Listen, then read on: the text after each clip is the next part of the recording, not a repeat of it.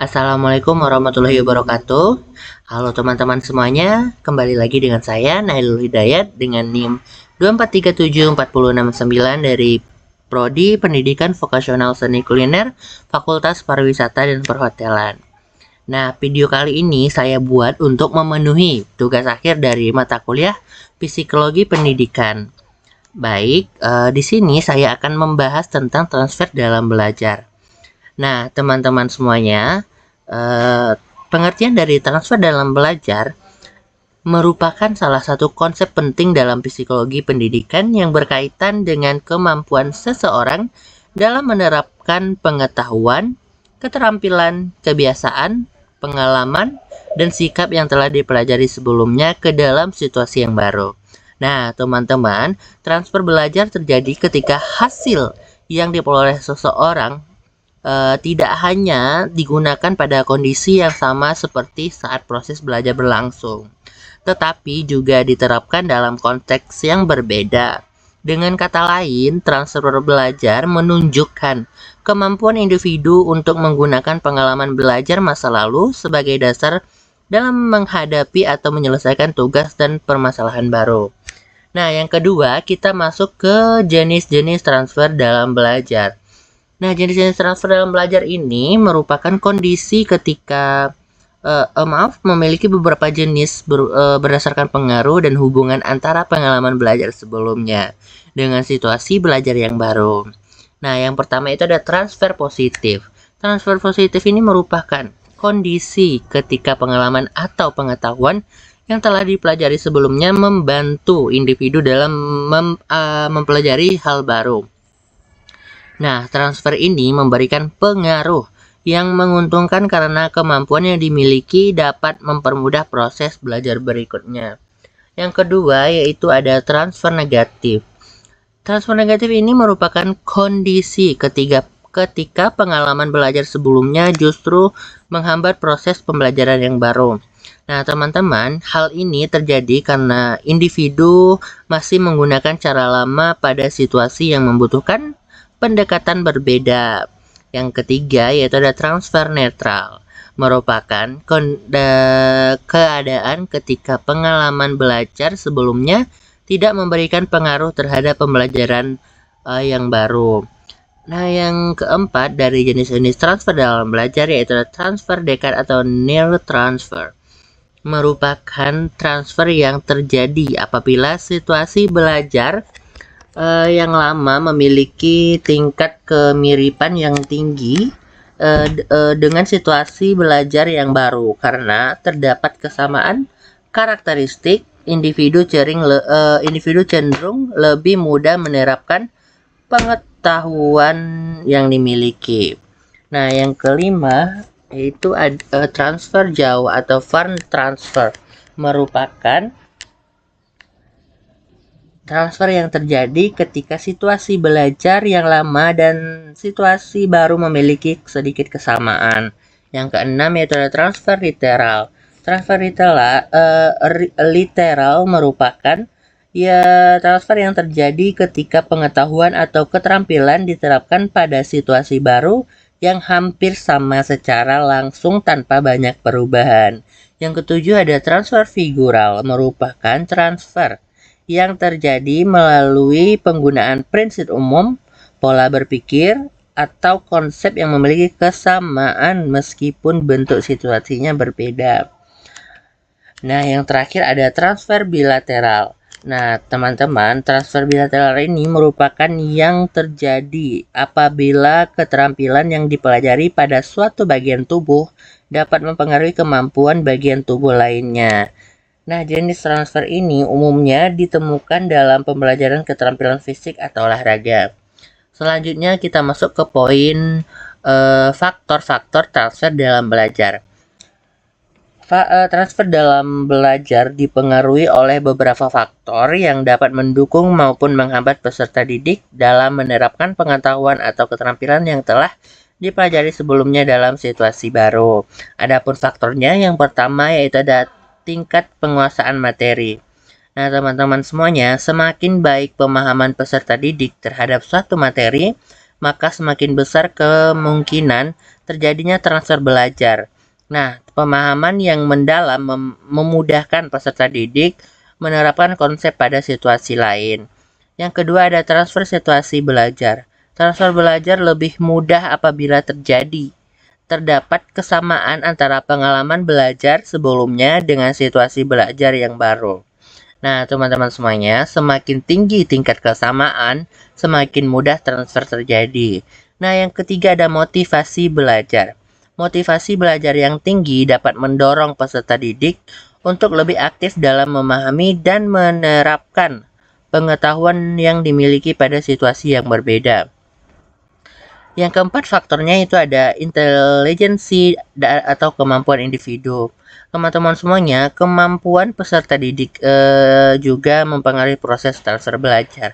Mengapa? Peserta didik dengan kemampuan memahami hubungan antar konsep biasanya lebih mudah melakukan transfer belajar. Nah, yang kelima yaitu ada metode pembelajaran. Ini juga termasuk kepada faktor-faktor transfer dalam belajar.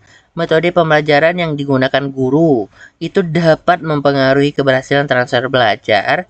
Dan mengapa metode yang melibatkan peserta didik secara aktif cenderung lebih membantu transfer belajar. Nah, yang terakhir dari faktor-faktor transfer belajar yaitu ada lingkungan belajar. Nah, teman-teman semuanya, jika lingkungan belajar yang nyaman dan mendukung, nah itu juga dapat membantu peserta didik mengembangkan kemampuan belajar serta mempermudah penerapan hasil belajar. Oke, selanjutnya kita masuk kepada upaya pendidik dalam mengoptimalkan transfer belajar pada peserta didik. Yang pertama yaitu ada mengaitkan materi dengan pengalaman peserta didik. Nah, peserta didik itu pendidik perlu menghubungkan materi pembelajaran dengan pengalaman atau kehidupan sehari-hari peserta didik. Nah, teman-teman semuanya, ini bertujuan agar peserta didik lebih mudah memahami hubungan antara konsep dan yang dipelajari dengan situasi nyata. Nah, teman-teman, contohnya yaitu dalam pelajaran ekonomi. Nah, guru itu dapat mengaitkan materi permintaan dan penawaran dengan aktivitas jual beli di pasar atau toko sekitar. Nah, itu juga akan mempermudah peserta didik dapat transfer dalam belajar. Yang kedua yaitu ada memberikan contoh yang konkret dan relevan. Pemberian contoh yang sesuai dengan kondisi nyata akan membantu peserta didik memahami konsep secara lebih mendalam sehingga lebih mudah diterapkan dalam situasi lainnya. Yang ketiga yaitu menggunakan metode pembelajaran aktif. Nah, teman-teman, ini juga termasuk kepada upaya pendidik dalam mengoptimalkan transfer dalam belajar. Metode pembelajaran aktif seperti diskusi kelompok, pembelajaran berbasis masalah, studi kasus, dan proyek dapat membantu peserta didik terlibat secara langsung dalam proses belajar. Melalui kegiatan tersebut, peserta didik tidak hanya menerima informasi tetapi juga belajar menerapkan konsep dalam berbagai situasi. Nah, yang keempat itu melatih kemampuan berpikir kritis dan pemecahan masalah. Nah, ini juga termasuk ke upaya yaitu latihan yang dilakukan secara terus-menerus dapat membantu peserta didik memperkuat pemahaman terhadap materi yang dipelajari sehingga mudah penerapan pada situasi baru. Nah, teman-teman semuanya, upaya pendidik dalam mengoptimalkan transfer belajar pada peserta didik yang terakhir yaitu adalah memberikan motivasi kepada peserta didik. Nah, motivasi dapat meningkatkan semangat belajar peserta didik sehingga mereka lebih aktif dalam memahami dan menerapkan hasil belajar yang dimiliki. Nah, itu merupakan upaya pendidik dalam mengoptimalkan transfer belajar pada peserta didik. Selanjutnya, kita masuk ke penerapan transfer positif dalam belajar. Nah, salah satu metode pembelajaran yang dapat mendukung terjadinya transfer positif adalah case method. Case method merupakan metode pembelajaran yang menggunakan kasus nyata atau simulasi masalah sebagai bahan diskusi dan analisis peserta didik. Nah, teman-teman semuanya, transfer positif sangat penting karena membantu peserta didik mampu menghubungkan pengalaman sebelumnya dengan materi yang sedang dipelajari sehingga pembelajaran menjadi lebih aktif dan bermakna. Nah, dari itu salah satu metodenya yaitu adalah case method. Nah, teman-teman, penerapan positif melalui case method itu memberikan beberapa manfaat ya, teman-teman. Yang mana antara lain, yang pertama ada membantu peserta didik memahami materi secara lebih mendalam. Yang kedua, meningkatkan kemampuan memecahkan masalah. Yang ketiga, ada melatih berpikir kritis dan kreatif. Yang keempat yaitu menghubungkan teori dengan kehidupan nyata. Yang kelima, meningkatkan keaktifan dan partisipasi peserta didik dalam pembelajaran. Nah, itu merupakan penerapan transfer positif melalui case method yang manfaatnya ya teman-teman semuanya. Namun teman-teman, penerapan metode ini juga memerlukan kesiapan guru dan peserta didik. Guru harus mampu memilih kasus yang sesuai dengan materi pembelajaran, sedangkan peserta didik perlu aktif berdiskusi dan mencari solusi.